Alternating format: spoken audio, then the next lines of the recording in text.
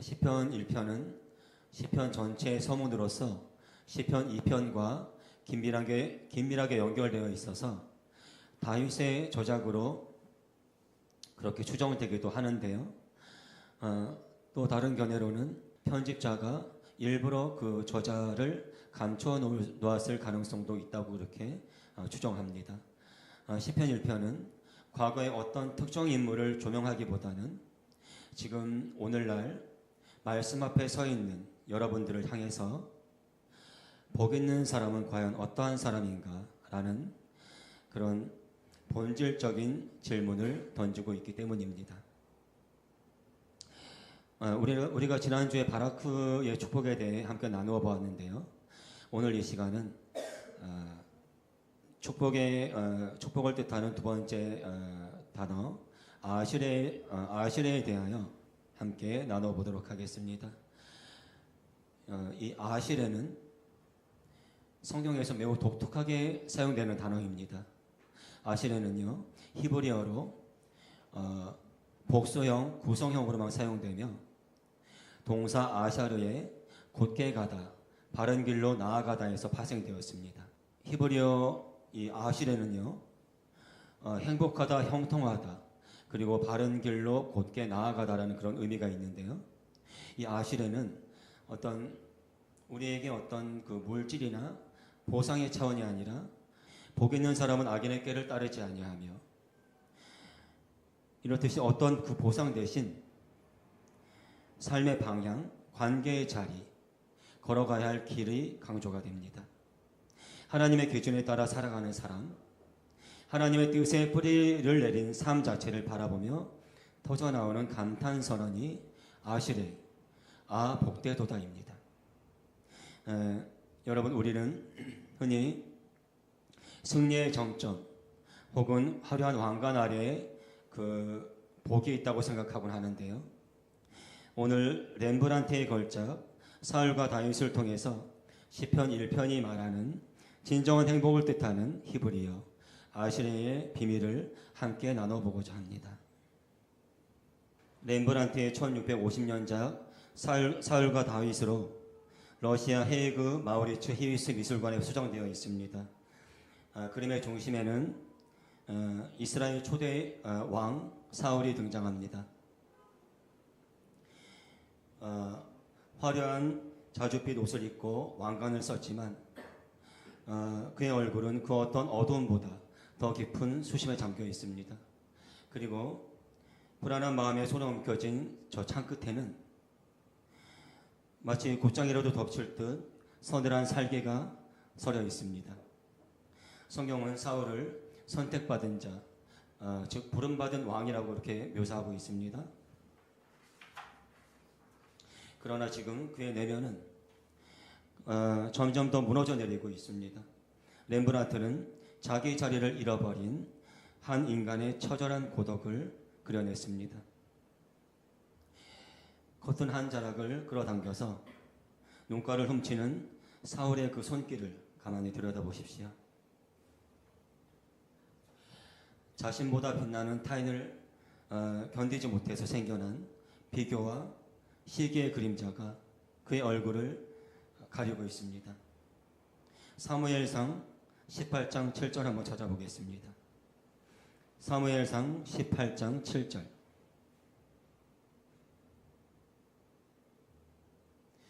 구약의 사무엘상 18장 7절 보시겠습니다.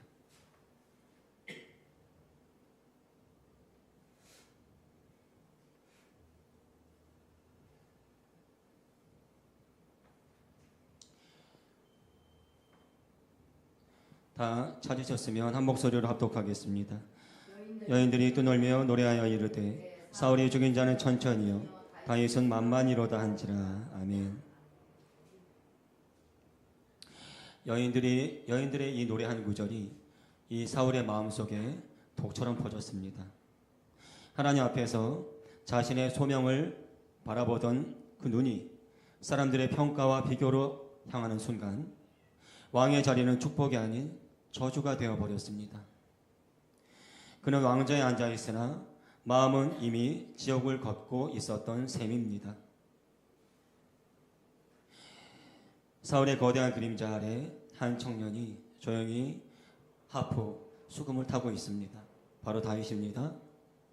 다윗이 어느 위치에 있는지 확인해 보십시오.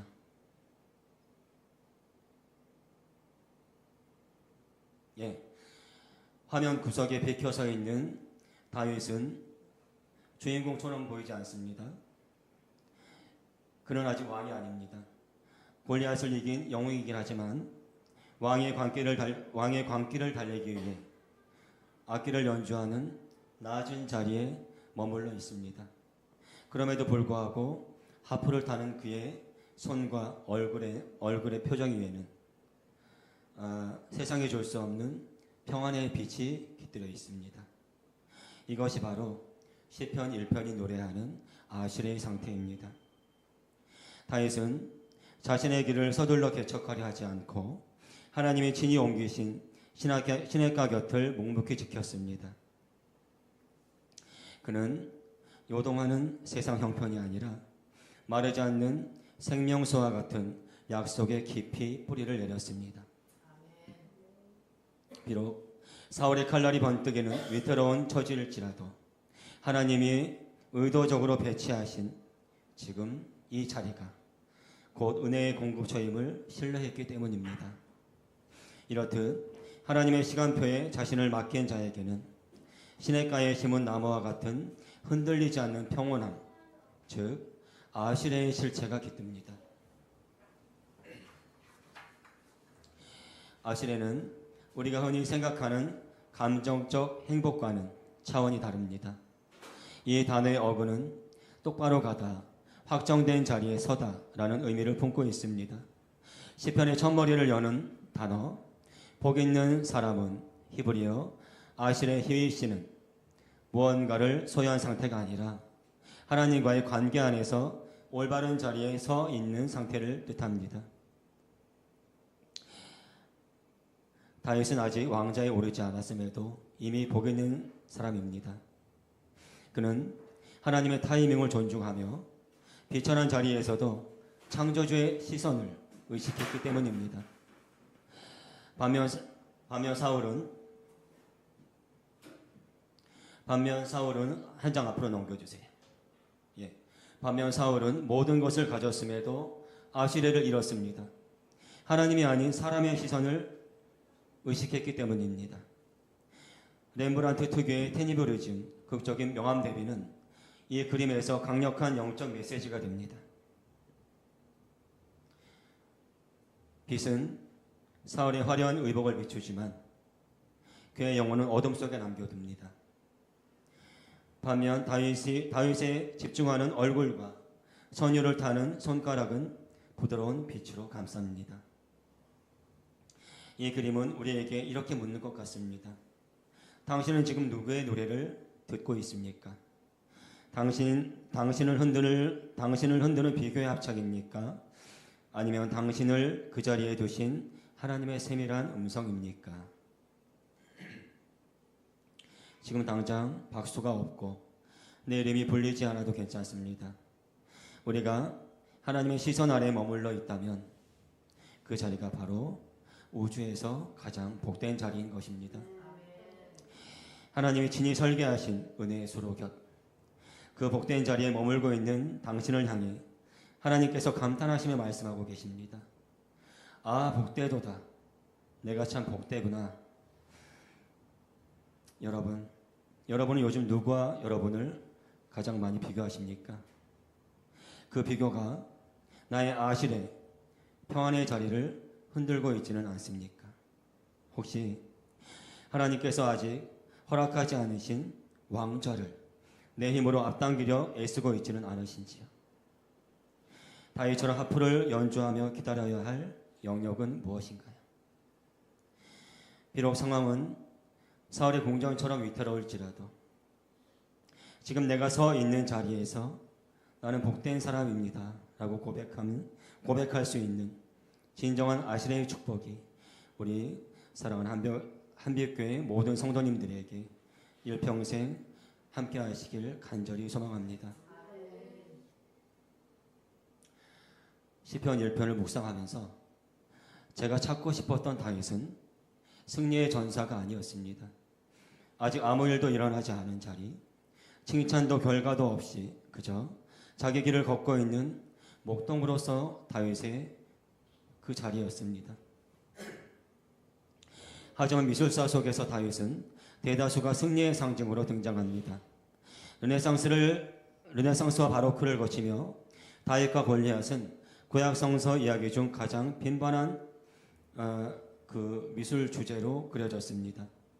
골리앗의 거대한 머리를 들고 있는 청년, 혹은 전투가 끝난 후에 영웅으로 묘사된 다윗은 회화, 조각, 판화에 이르기까지 압도적인 주인공으로 등장합니다. 1605년 귀도리니의 골리앗의 머리를 든 다윗입니다.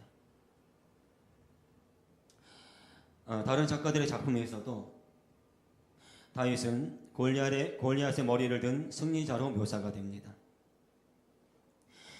이처럼 승리의 결과가 한 화면에 응축된 장면은 미술사에서 가장 빈번하게 재현된 주제입니다. 그 다음으로 시편의 저자이자 왕권의 상징인 수금 타는 다윗 왕의 모습이 많은 비중을 차지합니다. 하지만 그 승리의 이전에 존재했던 목동 다윗의 모습은 놀라울 만큼 드뭅니다. 미술은 승리의 상징에 더 열광했습니다. 골리앗의 머리를 든 청년의 모습은 넘쳐났지만 양을 치던 평범한 소년의 모습은 지워져 있었습니다. 인류는 하나님의 도우심을 늘 눈에 보이는 화려한 결과로만 증명하고 싶었던 것일까요? 어렵게 극소수의 목동 다윗의 작품들을 찾아내었지만 그마저도 제 마음을 온전히 채워주지는 못했습니다. 통계적으로도 희귀한 이 작품들조차 그 고요한 시간을 그 자체로 머물게 두지 않았기 때문입니다. 작품 속의 목동 다윗은 대부분 훗날 승리를 암시하는 예고편처럼 그려졌습니다. 양들은 곁에 있지만 다윗의 시선은 이미 전장을 향해 있고 작가는 이미 성공할 영웅의 아우라를 억지로 덧입혔습니다. 양을 돌보던 무수한 시간, 아무 일도 일어나지 않던 평범한 날들, 그저 같은 길을 걷고 같은 자리를 지키던 반복의 시간은 미술사 속에서 좀처럼 중심에 놓이지 못했습니다. 화가들에게는 눈에 보이는 사건과의 극적인 대비가 필요했기 때문에 목동의 시간은 그저 훗날의 위대함을 설명하기 위한 소박한 배경으로만 소비되어 온 것입니다. 시편 1편이 말하는 복, 즉 아실에는 시간이 아니라 자리의 선언입니다. 악인의 꾀를 따르지 않는 자리, 죄인의 길에 서지 않는 자리, 오만한 자의 자리에 앉지 않는 자리.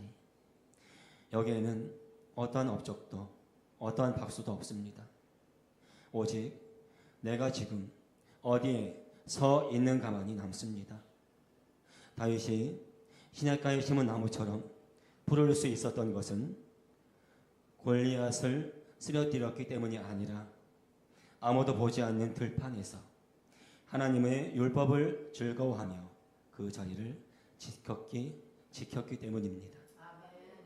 미술은 이미 증명된 사람, 승리자를 반복해서 그렸지만 하나님은 골리앗 앞에 다윗보다 먼저 양 곁에 서 있던 다윗을 보고 계셨습니다. 문제는 그 시간이 너무 길고 조용해서 그림이 되지 않았다는 점입니다. 왜 우리는 늘 결과만 보려 할까요? 반대로 왜 하나님은 과정 속에 사람을 먼저 보실까요? 목동 다윗의 가장 중요한 시간은 화려해서가 아니라 너무나 평범해서 그림으로 남지 않았습니다. 그러나 미술사가 외면한 그 목동 시절이 있었기에 다윗은 훗날 승리 앞에서도 자신의 중심을 잃지 않을 수가 있었습니다. 말씀을 마무리하도록 하겠습니다.